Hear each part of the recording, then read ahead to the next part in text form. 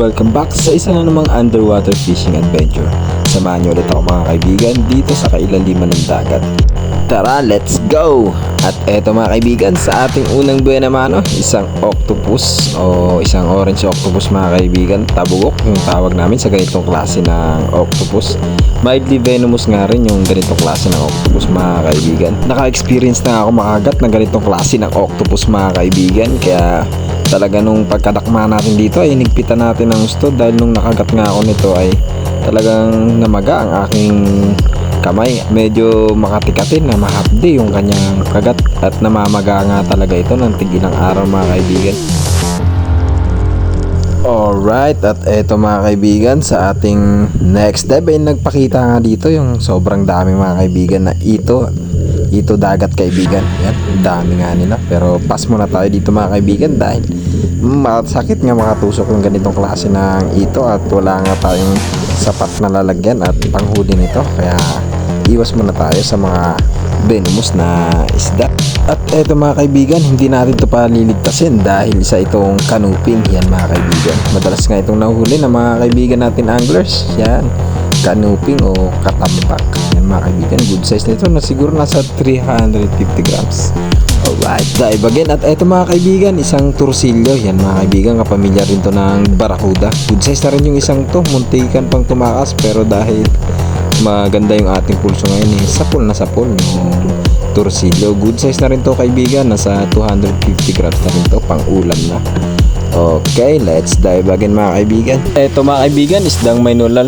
So yung tawag nga pala namin dito ay aluman, dahil nga meron itong nunal sa kanyang malapit sa kanyang buntot kaibigan. Yan, kung mapapansin nyo yung kulay itim na yan, aluman yung tawag namin sa ganitong klase ng isda. So pa-comment na lang mga kaibigan kung anong tawag nyo sa ganitong klase ng isda. Basta sa amin dito, yung tawag namin dito ay aluman. So next dive again. Eto, may napansin tayo dito isang malapad na danggit dito sa buhanginan mga kaibigan, nakadapa, kaso medyo mailap nga ito at nagpapahabol pa. Ito, unti-unti nga natin to nilalapitan, at habang nilalapitan nga natin ito ay papalayo na naman siya. At sa ating next dive ulit, dahil lumayo yung isang danggit, buti may nakita ulit tayong isang paulit na danggit. Ayan mga kaibigan, sa pool yung malapad na danggit, siguro nasa 300 grams na yung danggit na to. Good size na to mga kaibigan sa ganitong klase ng danggit. Alright, ito mga kaibigan, sa makapal na damuhan ay may napansin nga ulit ako ditong isa pang danggit na malapad kaibigan. Ito, patago-tago siya, buti na lang maliwanag ng ating flashlight at kita rin tayo ng danggit kaibigan. Yan, pangalawang danggit. So bali palubat na yung flashlight natin dito mga kaibigan, kaya medyo dumilim, pero goods pa naman, nakikita pa naman natin yung mga isda kahit pa paano. Ito pang isa mga kaibigan, isang pusit lumot. Ginamitan nga natin ito ng blinker dahil medyo mailap nga yung pusit na to. Ayan, sapul na sapul, yung masarap na seafood. Pusit lumot o pusit bahura kung tawagin ito dito sa amin. Isa ito sa mga the best na pusit kaibigan, dahil sobrang sarap nga ng ganitong klase ng pusit. At ito sa ating next step mga kaibigan, danggit ulit yung nagpakita sa atin. Dalawang malalapad ulit na danggit mga kaibigan. So bali nakarami nga tayo dito ng danggit, kaso hindi nga lang sila nagkukumpulan mga kaibigan, nagpapakita sila pa isa-isa o minsan may tig dalawa. Ito sapul na sapul yung malapad na danggit. At ito pang isa kaibigan, hindi ito makakatakas dahil sobrang amo nga ng danggit, lalong lalo na kapag kagabi. Pag tinamaan nga ito ng flashlight na talagang nag-i-stack up sila mga kaibigan. Ito yung ikalawang danggit. So ayan, malapad na danggit mga kaibigan. So ito na yung pinaka max na size ng ganitong klase ng danggit kaibigan.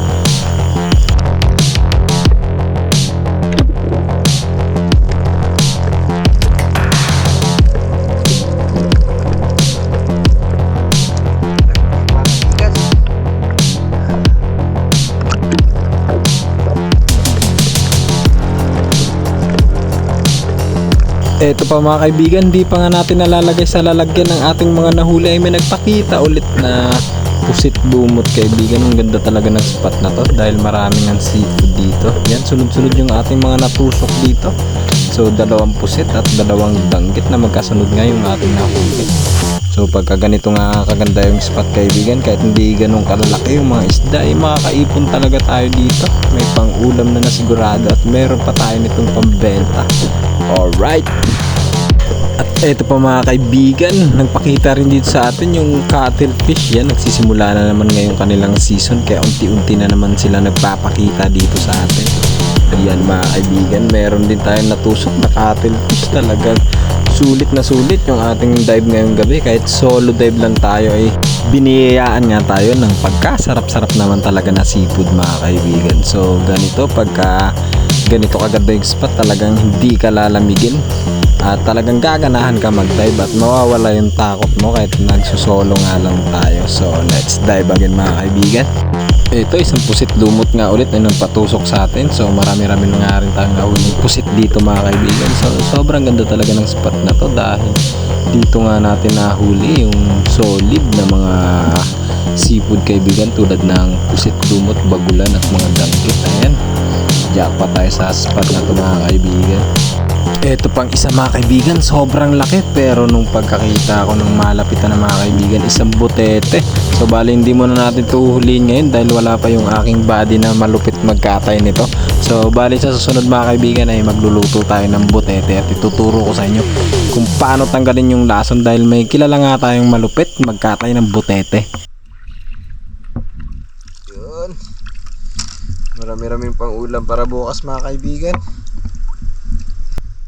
Cuttlefish mga kaibigan, saan lalapad ng danggit oh. Bibili mo pa ba sa palengke to? Kaya namang hulihin.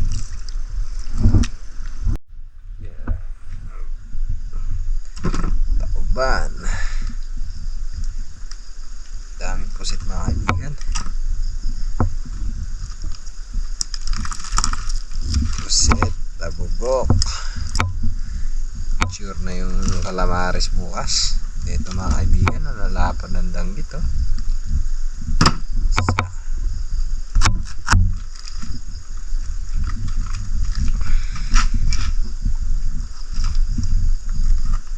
Yun oh, sarap na ito mga kaibigan. Pusit.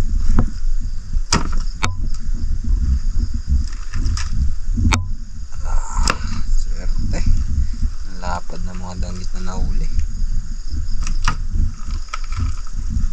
Aluman.